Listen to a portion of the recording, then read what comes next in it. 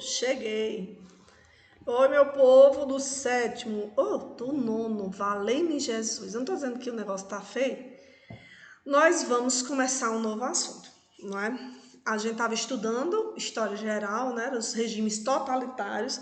Vamos dar ré agora e vamos aí para o Brasil, né? Vamos voltar um pouquinho para a história do Brasil. Vamos estudar a Revolução de 30, viu? Então, aqui, ó. Relacionar a crise da política do café com leite à Revolução de 1930.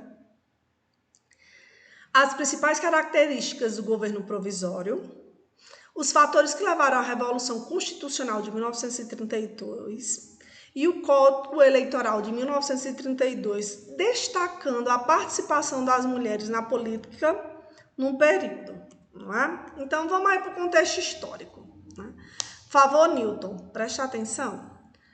Até 1930, a política no Brasil era conduzida pelas oligarquias de Minas Gerais e São Paulo, por meio de eleições fraudulentas e que mantinham o país sob um regime econômico agroexportador. Lembra a política do café com leite? Um período ficava Minas Gerais, outro período ficava São Paulo no poder, eles ficavam revezando, né?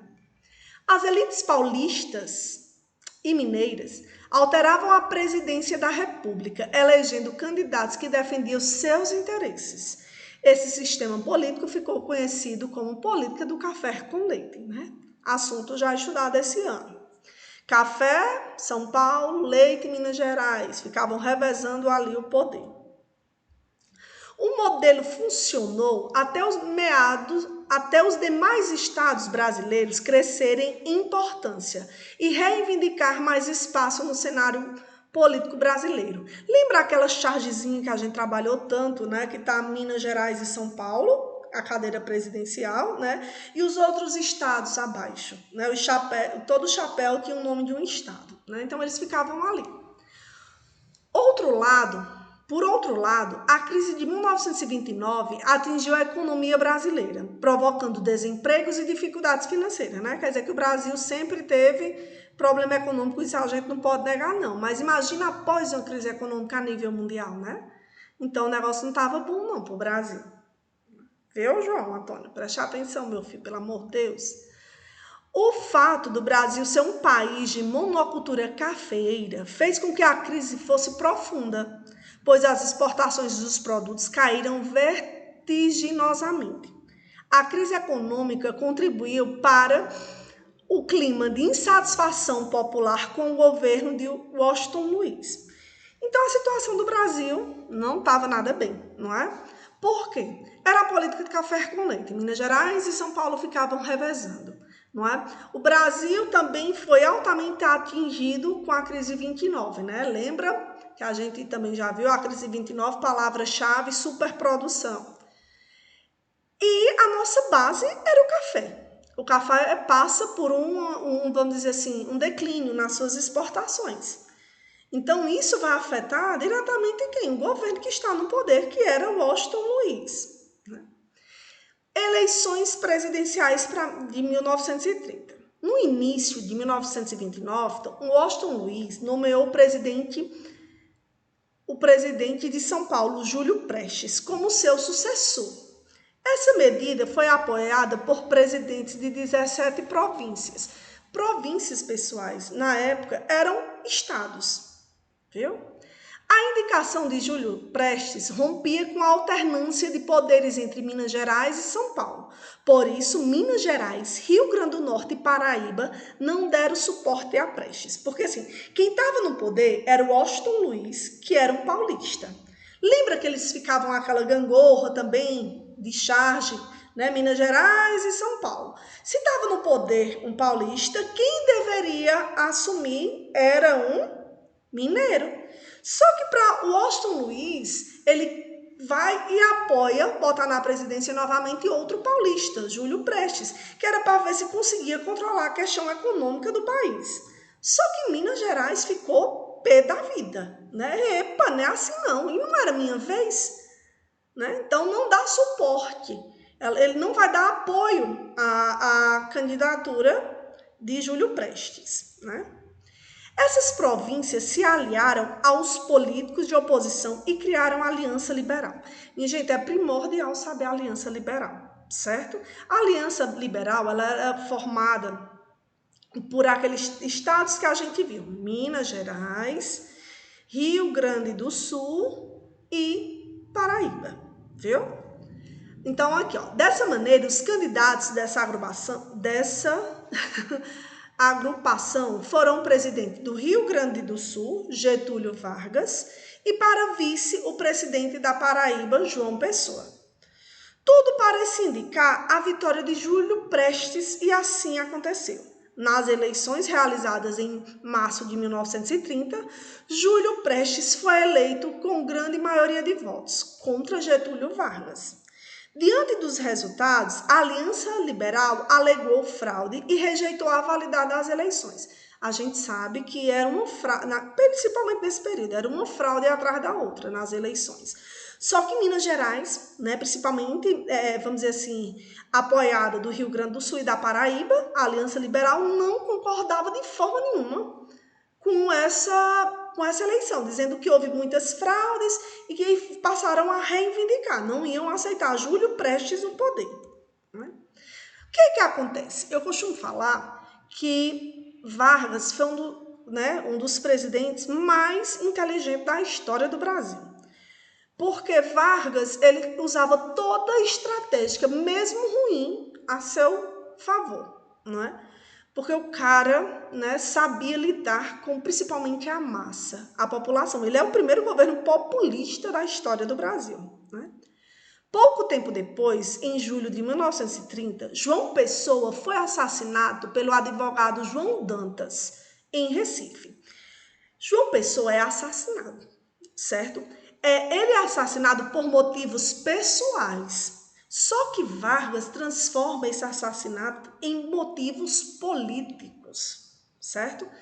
Então, acredita-se que o crime tenha ocorrido por razões pessoais e ligado à política paraibana, mas a morte do candidato à vice-presidência tornou numa questão nacional, né? Então, quer dizer assim, um apelo nacional.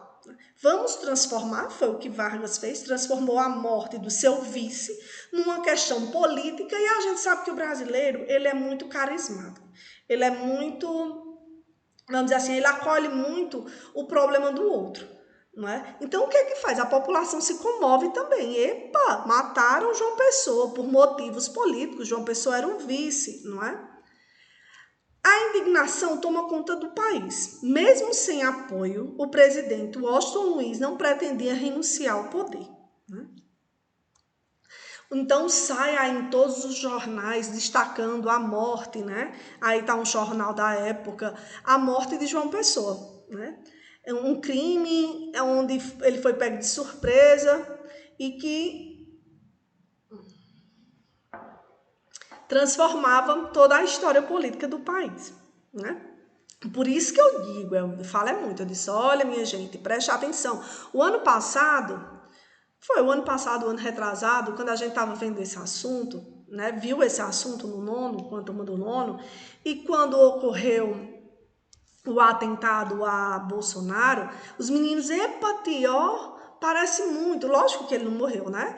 Mas parece muito a questão o povo se comover tal, e apoiar. Não é, lógico, totalmente parecido, mas parece um pouquinho com a situação, não é? Porque eu presenciei pessoas falando que iria votar em Bolsonaro só por causa do atentado, né? Então, muitas pessoas apoiaram, né, Getúlio Vargas por causa da morte de João Pessoa. Então, a Revolução de 1930. A Revolução de 30 conduziu os descontentes com o governo da Primeira República ao governo federal, através do golpe de Estado proposto por Getúlio Vargas. As primeiras medidas do governo provisório foi o fechamento do Congresso e do Senado, a suspensão da Constituição de 1891 e a destituição dos antigos presidentes de províncias, que eram os governadores. Vai haver um golpe, né? Onde Vargas vai assumir o poder, onde Júlio Prestes não assume, né? Porque eles falam, foi uma fraude. E quando Vargas assume o poder, o primeiro governo é chamado governo provisório, já diz tudo, ele iria ficar ali provisoriamente. Como existia na época, os governadores, eles eram chamados de presidentes de província. Ele acabou com isso, com esses antigos presidentes de províncias. Né? Também foram criados o Ministério da Educação e Saúde, bem como o Ministério do Trabalho, da Indústria e do Comércio. Vargas também prometeria eleições presidenciais mais breve, mas adiava a decisão sempre que podia. Voltou-se para a Igreja Católica em busca de apoio e assim conseguiu se sustentar na presidência. Quer dizer, Vargas usou uma estratégia, né? Vargas ele começa a beneficiar, que é a principal característica dele, o povo, não é? Tomando decisões que vão favorecer ao povo, para que o povo apoie ele, né? Só que ele falava, o nome já diz, governo provisório, provisoriamente, ia haver eleições, não é? Ele não iria ficar no poder, ia haver eleições, e se nas eleições ele fosse escolhido, ele iria assumir. Né? O governo provisório e os tenentes. Uma vez vitorioso, Getúlio Vargas inseriu os tenentes nos principais cargos da administração pela participação na Revolução de 30. A manobra política desagradou aqueles coronéis que mantinham seus redutos de influência no país e que passaram a confrontar o governo. Os tenentes passaram a controlar os estados com os nomes de intendentes. Após a deposição dos antigos presidentes estatais, governadores eleitos. Quer dizer, lembra que ele tirou os governadores que estavam nas províncias? Ele vai e coloca lá os intendentes, que eram pessoas que apoiavam o seu governo. Lógico, para ficar mais fácil de governar, eu tenho que ter pessoas ao meu lado. O que é que acontece? Vargas começa a perder um pouquinho da credibilidade, né? No mínimo, Davi vai estar rindo de mim por estar falando assim, né, Davi? Davi Cauã é um caso, só Jesus na causa. Né? As 372 Letícia que tem lá no nono A, por favor, preste atenção, né, Letícia? Letícia já deve ter tomado bem pouquinho café. A Revolução de 32. Revolução Constitucionalista de 32. Foi uma revolta ocorrida no estado de São Paulo contra o governo de Vargas. Os paulistas estavam um pouquinho insatisfeitos com Vargas, né? As elites paulistas buscavam reconquistar o comando político que haviam perdido com a Revolução de 1930. Pediam a convocação de eleições e a promulgação de uma Constituição. Lembra que Vargas tira os paulistas do poder. Então, os paulistas agora vão reivindicar, né? É uma revolução constitucionalista. Eles diziam, não, você está no poder de forma ilegal, né? Tem que haver eleições. Então, os paulistas eles se unem para tentar atingir Vargas, né? Assim, no dia 23 de maio de 1932, aconteceu um ato a favor de eleições no centro de São Paulo. A polícia reprimiu um grupo de manifestantes e causa a morte de 4 estudantes, Martins, Miraguaia, Drauzio Camargo. Né? Estava tendo uma manifestação contra o governo de Vargas e uma das coisas que São Paulo mais exigia era o quê? Uma nova eleição. Não é? Nesse confronto, infelizmente, morreram 4 estudantes. O que é que acontece? Com a morte desses estudantes, provocou mais ainda a insatisfação dos paulistas, né? Então, o fato revolta a sociedade paulista e as iniciais dos jovens, MMDC, tornou-se um dos símbolos do movimento. Vocês estão vendo aí, né, um cartaz da época, convocando as pessoas para a Revolução Paulista, né, a Revolução Constitucional, e sempre no cartaz eles faziam homenagem aos 4 jovens que morreram, que foi Martins, Miranguaia, Drauzio e Camargo, né, MMDC, que morreram lutando, como os paulistas questionavam. A revolta se iniciou no dia 9 de julho e foi liderada pelo interventor do Estado, cargo equivalente ao de governador, Pedro de Toledo. né? Os paulistas fizeram uma grande campanha usando jornais e rádios. Conseguiram boa parte da mobilização da população, né? A população paulista, a maior parte, ficou do lado dos revoltosos, né? Para reivindicar a eleição e tirar Vargas do poder. Os paulistas esperavam o apoio de Minas Gerais e de Rio Grande do Sul. No entanto, ambos os estados não aderiram à causa. Em pouco tempo, São Paulo, que planejava uma ofensiva rápida contra a capital, se viu cercado de tropas federais. Assim, apelaram à população que doassem ouro e pudessem comprar armas e alimento às tropas. No total, foram 87 dias de combate, de 9 de julho a 4 de outubro de 1932, sendo os últimos enfrentamentos ocorridos 2 dias depois da rendição paulista. A revolta se iniciou no dia 9 de julho, como a gente já viu, e foi liderada pelo Pedro de Toledo. E eles usaram muito, os paulistas, propagandas, jornais, como a gente viu aqueles cartazes também, chamando a população para se aliar, para investir, doar ouro para eles as tropas comprarem alimentos e armas, Queria muito a mobilização da população. Mas a gente sabe que entre o governo,